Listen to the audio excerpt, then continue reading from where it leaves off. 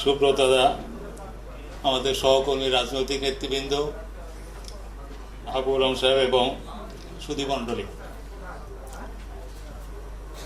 আমি কথা বলার আগে আসলে আমি ভেবেছিলাম যে মানে রাজনীতিবিদদের যেমন হয় আর কি, পুরাটা পড়ে না, পুরা নিমন্ত্রণ প্রত্যেক পড়িনি, সাবজেক্ট ম্যাটার আছে এটা আমি খেয়াল করিনি। আমি মনে করছি স্মরণসভায়, এটা স্মরণসভা হবে, তো স্মরণসভার বক্তৃতার কোনো অসুবিধা কিছু নাই, বক্তৃতা দেওয়ার হবে। তো এখন এসে দেখলাম যে বিষয়বস্তু তো নির্দিষ্ট করে দেওয়া, রাষ্ট্র সংস্কার ও সিরাজুল আলম খান। তা আমি ব্যক্তিগতভাবে তো সিরাজুল আলম খানের কর্মী ছিলাম, এবং কর্মী হিসাবে তাকে কাছে থেকে দেখেছি, হরতালের মধ্যে দেখেছি, হরতালের পরে দেখেছি, পরে পার্টি করতে গিয়ে, পার্টির আগেও ঘনিষ্ঠভাবে আলাপ আলোচনার মধ্যে তাকে দেখেছি, তাকে ঘুমাতে দেখেছি, তাকে জাগতে দেখেছি, হরতাল করতে দেখেছি, সবই দেখেছি। তা আজকে আমি কথা শুরু করার আগে ওনার কথাগুলো নিয়ে বলবো, কিন্তু আমাদের রাষ্ট্র সংস্কার, আমাদের রাষ্ট্রটা এখন কোন জায়গায় আছে আমি ওইটা নিয়ে দু একটা কথা বলতে চাই। ইদানিংকালে জামাতে ইসলামের আমির খুব ভালোভাবে, খুব আর্টিকুলেট, খুব সাজিয়ে গুছায় এবং শব্দ চয়নে যথেষ্ট সতর্কতার সাথে কথা বলে। উনি ইদানিং যা বলছেন তার মানে এই যে 71 সালে ওনারা যা করেছিলেন ওইটাও ঠিক আছে, যুদ্ধটাও ঠিক আছে, আর পাকিস্তানের পক্ষে থাকাটা সেইটাও ভুল না। উনি এই কথার মধ্য দিয়ে আসলে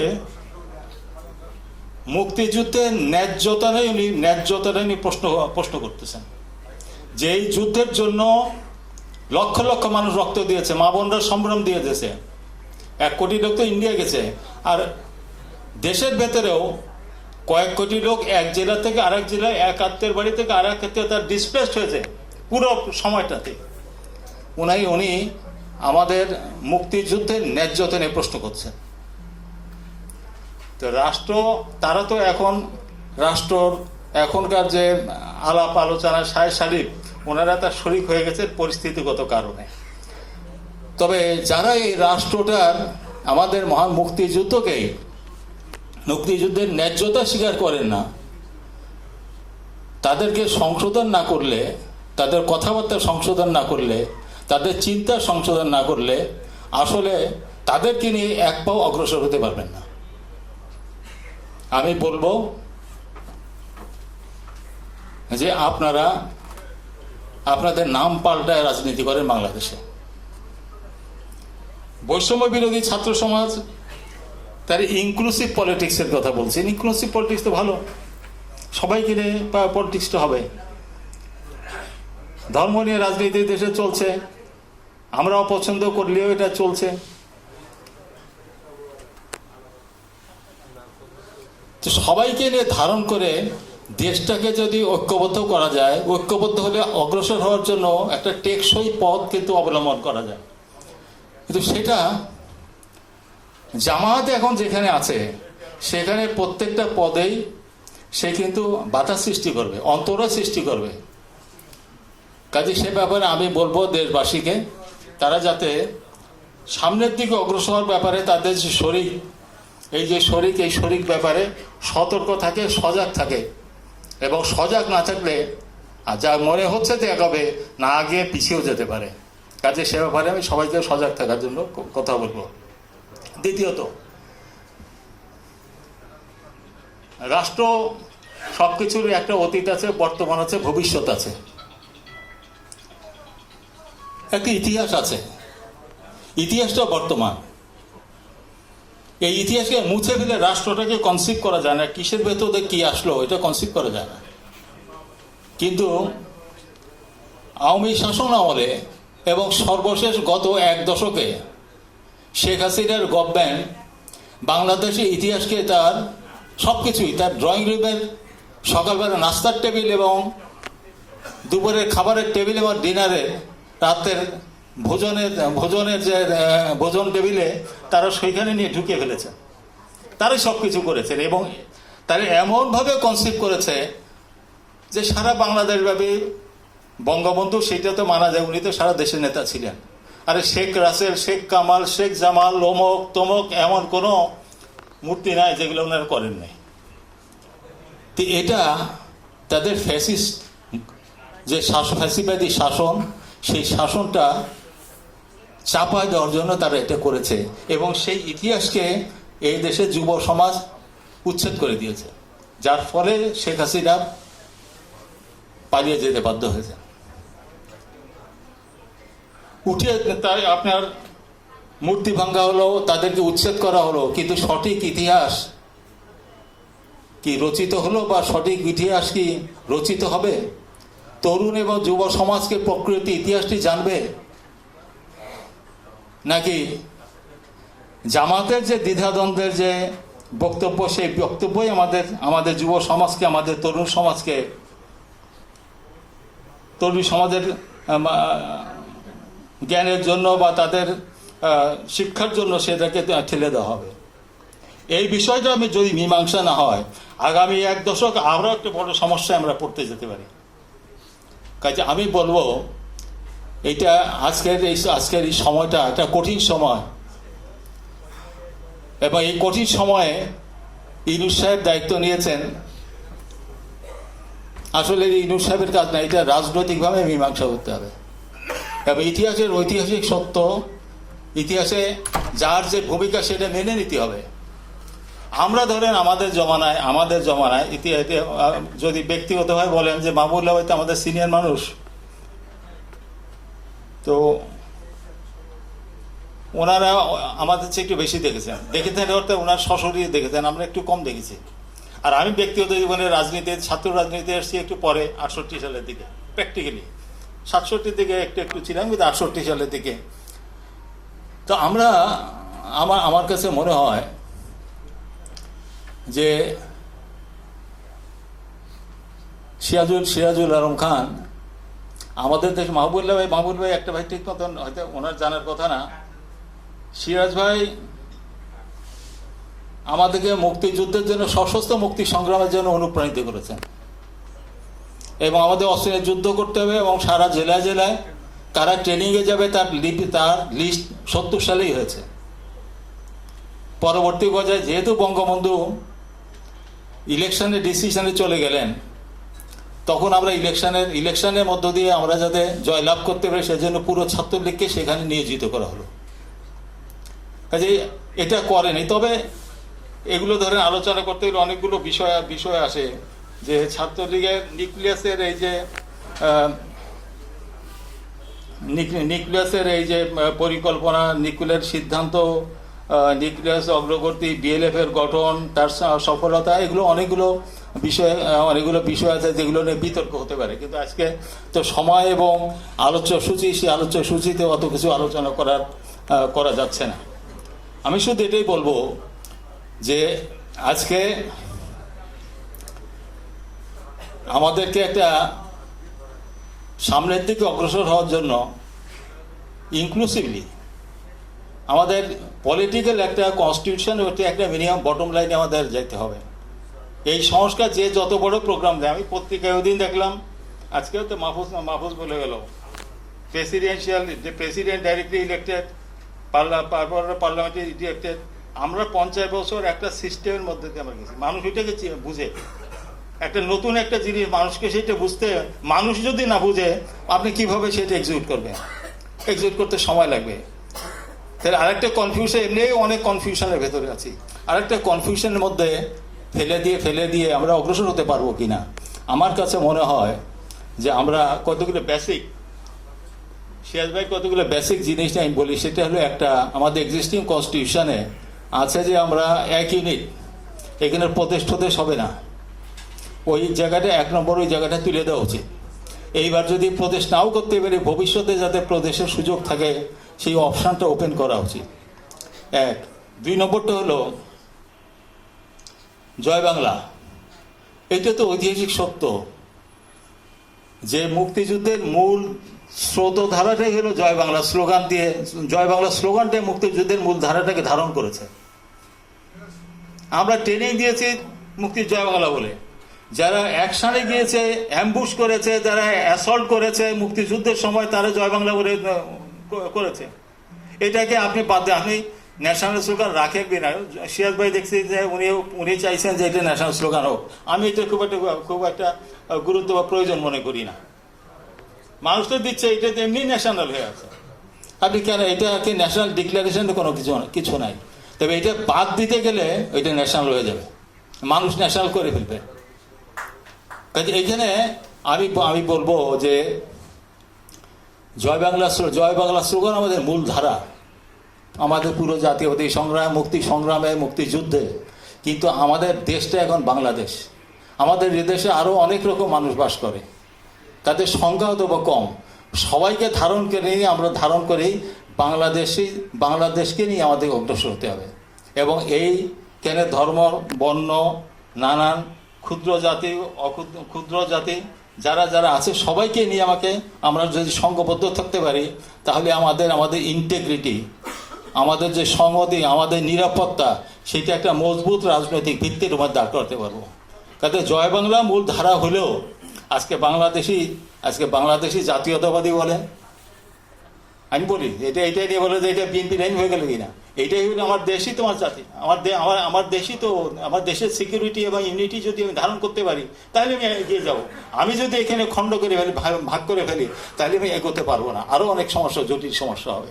কাজে আমি মনে করি এই সমস্ত বিষয়গুলো যেটা 72 কনস্টিটিউশনের, এগুলো কাভার আপ না। 72 কনস্টিটিউশন আছে যে যত চাকমা মারমা তারা তাদের যাই হোক না, তাদেরকে বাঙালি বলে পরিচয় হতে হবে। এগুলো সংশোধন করতে হবে, এগুলো চেঞ্জ করতে হবে। আমরা সবাই বাংলাদেশের নাগরিক। আমাদের স্বাধীনতা, সার্বভৌমত্ব, নিরাপত্তার জন্য বাংলাদেশি পরিচয় আমাদেরকে আগাইতে হবে। আমাদের মূল ধারা, মুক্তিযুদ্ধের মূল স্লোগান, মূল আবেগ, এটা জয় বাংলা। কিন্তু ওটাই হলো আমাদের আলটিমেট পরিচয়।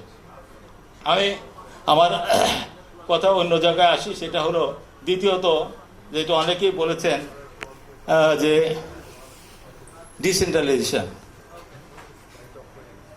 আমি বলি যে ডিসেন্ট্রালাইজেশনের 1 নম্বর কাজ হলো যে ইলেকটেড অ্যাডমিনিস্ট্রেশন। এটা বলা সোজা, এটা বলি আমরা বহুত দিন ধরে বলছি। মনে হয় কনস্টিটিউশনের 3rd অ্যামেন্ডমেন্টের এই জায়গাটা কেটে দেওয়া হয়েছে, ছোট করে দেওয়া হয়েছে 3rd অ্যামেন্ডমেন্টে। আওয়ামী লীগ আমলে কিন্তু রহমতুল্লাহ সাহেব এই উপজেলা পদ্ধতিতে সংস্কার করার জন্য উনি অনেক কাজ করেছেন। শেষ পর্যন্ত আওয়ামী লীগ কিন্তু সেটা এক্সিকিউট করতে পারে নাই। সেটা কাটতে এইটার প্র্যাকটিক্যালের কিছু নাই। গভর্নমেন্ট সার্ভেন্টরা স্থানীয় সরকার চালাবে, এই জায়গাতে যারা ইলেকটেড মেম্বাররা তারা স্থানীয় সরকার চালাবে। এবং এখানে এই আবু আলম সাহেব যেটা বলেছেন যে এক চেয়ারম্যানের আন্ডারে তাদের যে ওইটাকে যে পরিষদ আছে, অনেক মেম্বার আছে, সবাইকে দিয়ে পার্লামেন্টারি সিস্টেমে চালাতে পারে কিনা, কিন্তু সেটাই চালাইতে হবে, আমাদের সাথে যেতে হবে। কিন্তু বেসিক জায়গাটা হলো আমাদের ইলেকটেড, নির্বাচিত প্রশাসন হতে হবে, কর্মচারীদের প্রশাসন না। ইলেকটেড মেম্বাররা কর্মচারীদের অধীনে, এটা হলে যা আছে সেটাই থাকবে। এটা হলো আমার মনে হয় যে এটা সবাই একমত হবে। এখন এখানে রিফর্মের ব্যাপারে এগুলো নিয়েও দরকারসাই করতে সময় ক্ষেপণ না করে আমি মনে করি যে ন্যূনতম বেসিক কোন জায়গায় আমরা এগ্রি হতে পারি সেইটা ঠিক করে আমাদের ইলেকশনের ডেটে চলে যাওয়া উচিত।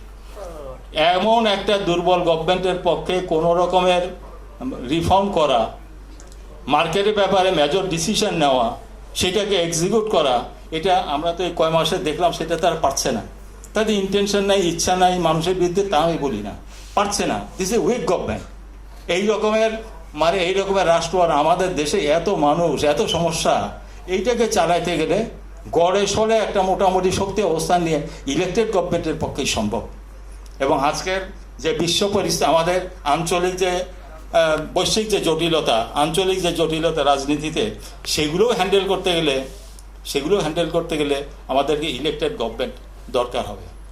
আমি আরেকটা কথা বলি, সেটা হলো সবাই এখানে এখন দেশে ভারত বিরোধী একটা চলতেছে, হ্যাঁ, ভারত একটা বাতাস চলতেছে। আমি মনে করি যে আমাদের এমন একটা ইলেকটেড গভর্নমেন্ট দরকার, যে গভর্নমেন্ট ইন্ডিয়ার সাথে ভালো করে বার্গেন করতে পারে। আমরা ইন্ডিয়ার মাথা নত কোনো গভর্নমেন্ট চাচ্ছি না। আমরা এমন একটা গভর্নমেন্টে যে বার্গেন করতে পারে, বার্গেনিংয়ের সক্ষমতা অর্জন করতে পারে। মেবি হয়তো আমাদেরকে সেই পর্যায়ে যাওয়ার জন্য আমাদেরকে রাজনীতিতে শক্ত হইতে হবে, আমাদেরকে আরও ঐক্যবদ্ধ হতে হবে, এবং আমাদের প্রশাসনিক, আমাদের যারা নেতারা টেকনিক্যাল সাইডেও যারা জানেন, এখানে সচিব সাহেবরা আছে, ইঞ্জিনিয়ার সাহেবরা আছেন, পানি সংক্রান্ত বিষয় আছে, করিডোর সংক্রান্ত বিষয় আছে, ট্রানজিট সংক্রান্ত বিষয় আছে, ইন্টারন্যাশনাল আইন সংক্রান্ত বিষয় আছে। অনেক ব্যাপারে আমার মনে হয় আমাদের সক্ষমতার কিছু ঘাটতি আছে। আমি মনে করি যে আমাদের এমন গভর্নমেন্ট হওয়া উচিত যে গভর্নমেন্ট তার বার্গেন করার মতন তাদের সক্ষমতা তার বাড়াইতে পারে এবং ভালো বার্গেনিং গভর্নমেন্ট আসতে পারে। আমার সিরাজ ভাইয়ের একটা হলো দ্বিকক্ষ বিষয়, যে কথাটা আসছে, আমি কথাটা বলেই ফেলাই। সেটা হলো যে উচ্চ কক্ষে যারা, এইখানে একটা কথা আছে, যারা কখনো ইলেকশন করতে পারবে না তাদেরকে যাতে পার্লামেন্টে বসে দেয় উচ্চ কক্ষে। এই কথাটা খুব আমার মনে হয় খুব প্রীতিদায়ক না এবং খুব সম্মানজনক না। আমরা যদি মনে করি যে বিচার বিভাগের থেকে বা ভালো সেরকম দক্ষ ইঞ্জিনিয়ার বা চিকিৎসা বিজ্ঞানে, হেলথ সায়েন্সে সেরকম দক্ষ লোক আছে, তাদেরকে উচ্চকক্ষে এই ধরনের ওই সেক্সে একটা রিপ্রেজেন্টেটিভ হিসাবে এখানে পাঠানো যেতে পারে। কিন্তু বাকি উচ্চকক্ষে আমাদেরকে ইলেকটেড সিস্টেমে যেতে হবে। আর যদি সংখ্যা 200 হয়, মেবি আমরা দুইটা পার্লামেন্টের সিটে ইয়েদেরকে একত্রিত করে, এই যে দুইটা পার্লামেন্টের সিটে একত্রিত করে যে একটা উচ্চকক্ষের সিট হয়, তাহলে আমাদের 300 কত হয়, 150 হয়, 150 হবে, ডাইরেক্টলি ইলেক্টেড হবে। এখানে জটিলতা আছে, আবার একটা ইলেকশন, আবার পয়সা খরচ, এগুলো সমস্যা আছে। কিন্তু আমি বলি যে খুব এইরকম পয়সার ভয়ে শুধুমাত্র নানা জায়গায় কিছু আর্মি, কিছু পুলিশ, কিছু অ্যাডমিনিস্ট্রেশন, কিছু সচিব, কিছু রিটায়ার, এগুলো নিয়ে ঠিক এরকম জগা খিচুড়ি, এটা আলটিমেটলি তারা লোয়ার হাউসের যে শক্তি সামর্থ্য, যারা ডাইরেক্টলি ইলেক্টেড হবে, তারা সেটা পারবে না। কাজে আমার মনে হয় যে 2 হাউস, যেটা সিরাজ ভাই বহুদিন ধরে বলতেছেন, আমরা বলি যে এটা পার্সু করা যাচ্ছে না। এবার বিএনপি এবং 7 দলীয় মঞ্চ তারা যে প্রোগ্রাম করেছে, সেই প্রোগ্রামে সেই উচ্চকক্ষ সেখানে সন্নিবেশিত হয়েছে এবং তারা মেনে নিয়েছে, এবং আমরা মনে করি যে সেটা আলোচনার মধ্যে দিয়ে অগ্রসর হতে পারে। তবে এটা আমার মনে হয় সবাই এটা জানে যে ফেডারেল স্ট্রাকচারে যখন প্রদেশগুলো কাজ করে, তখন ফেডারেল স্ট্রাকচারে আসলে 2 হাউসটা খুব ভালো কাজ করে। তবে ওইটা করে বলে এটা করবে না, আমরা দেখতে পারি, আমরা এটা স্টার্ট করতে পারি। তাতে আমাদের এখন যে অনিশ্চয়তা পার্লামেন্টারি সিস্টেমের, যে পাওয়ারে যায় সে চিরকাল থাকতে চায়, কাজে এই জায়গার থেকে বের হওয়ার জন্য আমার মনে হয় 2 হাউস সিস্টেমটা এটা বেটার। এটা অন্তত একটা পয়েন্ট আমাদের সলিউশনটা দেবে, যে ওই এক পার্লামেন্ট শেষ হওয়ার পর আসলে কাকে কেয়ারটেকার করবো, ওই ক্রাইসিসের মধ্যে না পড়লে এটা দিয়ে আমাদের ক্রাইসিসটার সমাধান হয়ে যাবে, আর ওইটাও একটা ব্যালেন্স হবে। আর প্রেসিডেন্সিয়াল ব্যাপারে আমি বলি, সেটা হলো প্রেসিডেন্ট সিস্টেমে যাবে। আমাদের এখনকার প্রেসিডেন্ট, প্রাইম মিনিস্টারের পরামর্শ সব কাজ করতে হয়। তাদেরকে এইখানে কিছু এখনকার প্রেসিডেন্টকে, উনি রাষ্ট্রপ্রধান, তাকে অনেকগুলো মানে এই ধরনের পরামর্শের যে বাধ্যবাধকতা, সেইখান থেকে রিলিজ করা উচিত, এবং আরো কিছু পাওয়ার তাকে দেওয়া উচিত। আমি কথা না বাড়াই, আমি শুধু এই কথা বলবো যে সিরাজুল আলম খান উনি কিংবদন্তি মুক্তিযুদ্ধের সংগঠক ছিলেন, আমরা তার কর্মী ছিলাম, এবং ওনার কথাবার্তায় আমার অনুপ্রাণিত হয়ে আমরাও অনেক কর্মী তৈরি করেছি। অনেক কর্মী অনুপ্রাণিত হয়েছে, অনেকে যুদ্ধে গিয়েছে, অনেকে মারা গিয়েছে, সবাই বিএলএফে গেছে এমন না। তবে বিএলএফের একটাই হলো, আমরা দীর্ঘমেয়াদী যুদ্ধের জন্য প্রস্তুতি নিয়েছিলাম, দেশটা যুদ্ধটা কিন্তু অল্প সময় শেষ হয়ে গেছে, যার কারণে বিএলএফ এর স্বাধীনতার উত্তরকালে বিএলএফ এর যে রোলটা সেটা খুব বড় আকারে দেখা যায় নাই, কিন্তু বিএলএফ এর presence as a unconventional organisation in war এইটা পুরো যুদ্ধকে প্রভাবিত করেছে। এটা আর কি আর বিএলএফ এর লোকেও যুদ্ধ করে নাই এ কথাও ঠিক না। ঢাকা জেলায় আপনারা যদি তদন্ত করেন যে যে যুদ্ধগুলো হয়েছে ঢাকা ডিস্ট্রিক্টে কয়টা বিএলএফ করেছে কয়টা এফএফ করেছে, তাহলে আপনারা দেখতে পারবেন যে সেই সংখ্যাটা নেহায়েত কম না। অন্যান্য জেলাতেও আছে। আর আমাদের অনেক সিরাজুল্লাহ খান অনেক কর্মীরা তারা যুদ্ধ পাগল ছিল, এত অনুপ্রাণিত ছিল যে বিএলএফ কবে হবে সেই জন্য তারা অপেক্ষা করে না, তারা কিন্তু এফএফ এ চলে গিয়েছে, তারা সিএনসি স্পেশালে চলে গেছে, অন্যান্য প্রাইভেট বাহিনী তার ব্যক্তিগত বাহিনী গঠন করেছে। কাজে সিরাজুল্লাহ খানের যে মুক্তিযুদ্ধের জনগণকে কর্মীদেরকে অনুপ্রাণিত করার তার যেভাবে উনি অনুপ্রাণিত করেছেন তার মধ্য দিয়ে সারা দেশেই এখানে মুক্তিযোদ্ধারা ছড়িয়ে পড়েছে এবং আমরা যুদ্ধে জয়লাভ করেছি। আজকে রাজনৈতিকভাবে আমাদের সেই বিজয়ী স্বাধীনতা আমরা জনগণের জন্য রক্ষা করতে পারি নাই। আজকে জুলাই আগস্টের অভ্যুত্থানের মধ্য দিয়ে যে সুযোগ এসছে সেই সুযোগের আমরা ব্যবহার করে আমরা আশা করি আমরা সামনের দিকে অগ্রসর হতে পারি, এটা আমরা আশা করি।